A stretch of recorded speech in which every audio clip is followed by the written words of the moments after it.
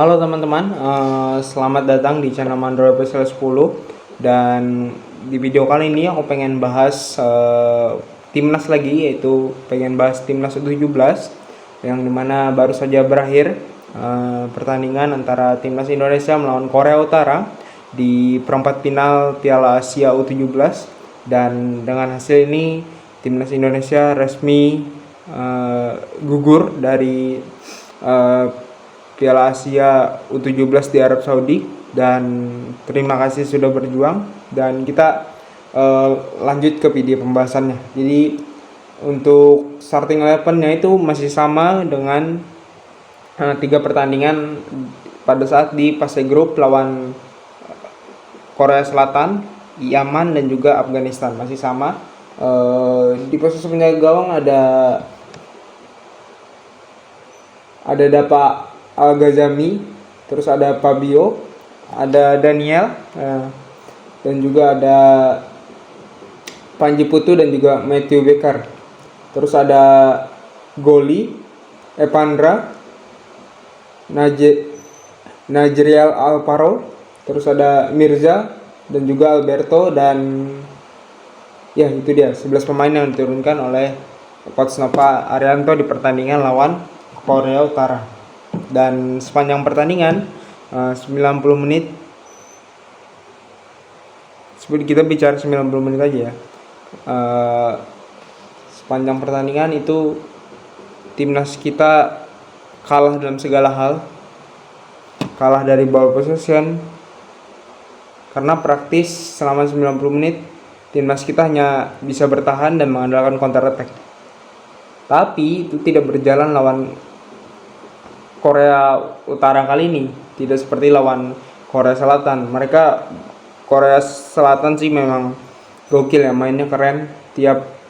Setiap mereka megang bola itu pasti 90% bisa membuat lini pertahanan Indonesia merasa terancam. Dan terbukti di 20 menit awal mereka berhasil mencetak 2 gol, yang mana 2 gol tersebut dari build up yang sangat bagus, sangat cantik. Memang koordinasi antara pemain Korea Utara dan juga kerjasamanya memang terlihat lebih bagus dibandingkan timnas kita yang hari ini mainnya itu lebih bagus. Dan mereka menang dengan skor 6-0. Dan entah kenapa di laga ini ya timnas kita bermain cukup beda lah. Nggak seperti timnas U17-nya Coach Nova Arianto biasa bermain di 3 laga pertandingan, di 3 pertandingan awal, kayak lawan Korea Selatan, terus kayak lawan Yaman dan juga Afghanistan. Di sini di laga lawan Korea Utara koordinasi lini pertahanannya jelek, terus juga duel 50-50-nya kalah dengan pemain Korea Utara. Terus juga yang nggak kelihatan tuh adalah fighting spiritnya di lapangan, itu nggak kelihatan selama 90 menit, terutama setelah kebobolan 2 gol, dan pressingnya juga nggak kelihatan gitu loh.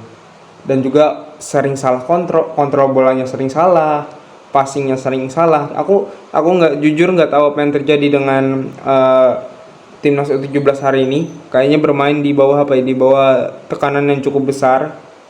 Terlebih seperti yang gue bilang, setelah ketinggalan 2-0 di 20 menit awal tuh kerasa makin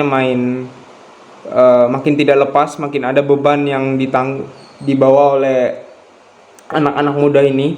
Dan ya mereka kalah dengan skor dengan cukup telak 6-0. Dan ini resmi menghentikan langkah perjalanan timnas Garuda Muda U17 kita di Piala Asia U17.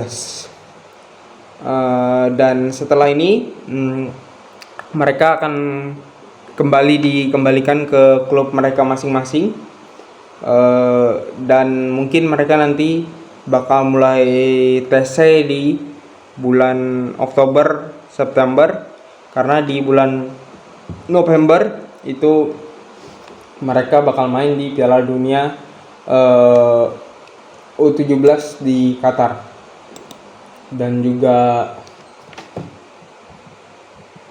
semoga apa ya, karena balik lagi kan rata-rata pemain kita yang main di Piala Dunia U17 ini rata-rata itu usianya masih di bawah 17 tahun, dan kompetisi yang eh, mereka yang bisa ikuti adalah kompetisi Elite Pro Academy, yang dimana baru dimulai di bulan Juni kalau nggak salah. Jadi ada waktu berapa? Ada waktu sebulan mereka nggak latihan, nggak bermain kompetisi.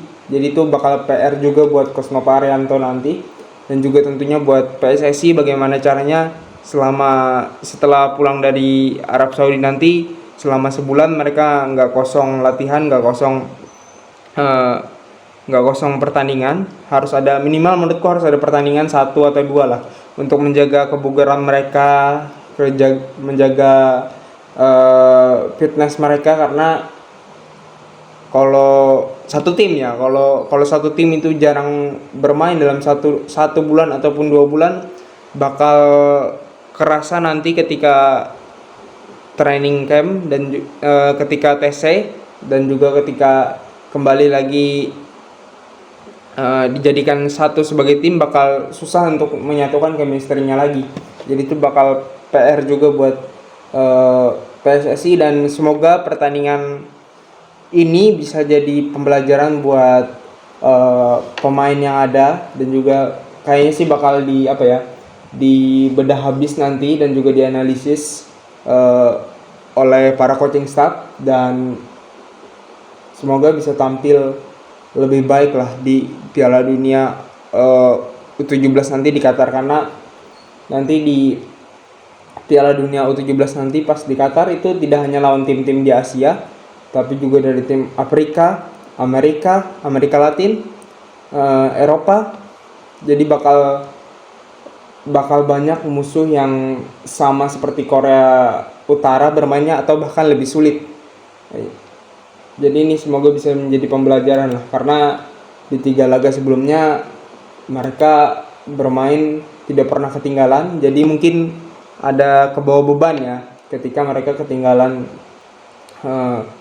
duluan. Jadi apalagi di menit 20 awal ya. Jadi ketika mereka sudah ketinggalan 2 gol di awal-awal babak, mereka hilang arah dan juga tidak bisa mengembalikan gaya permainan mereka lagi.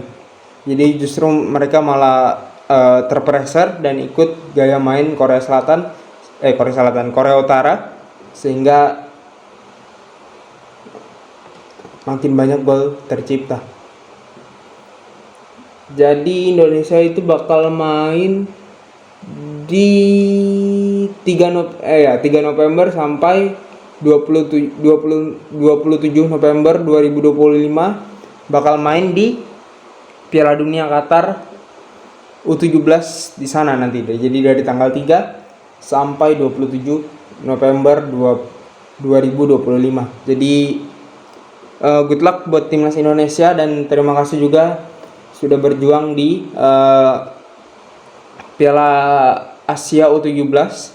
Masih ada waktu 6 bulan, dan untuk persiapan segala macam untuk bisa membuat tim ini menjadi tim yang lebih bagus, lebih solid lagi ke depannya. Jadi satu lagi, jangan buat para netizen, jangan hujat mereka, walaupun kayaknya nggak mungkin ada yang hujat pemain timnas U17 kita karena tampil cukup bagus dan mungkin melebihi ekspektasi para fans yang ada. Tapi pasti mungkin ada aja oknum ataupun segelintir fans di luar sana yang menghujat mereka dengan hasil kalah lawan Korea Utara dengan skor 6-0. Please jangan hujat mereka, tetap dukung, tetap support, karena mereka lah nanti yang bakal jadi cikal bakalnya para pemain timnas senior kita di masa depan. Jadi terima kasih yang sudah menonton video kali ini. Jangan lupa untuk like, subscribe, comment, and see you the next video. Bye teman-teman.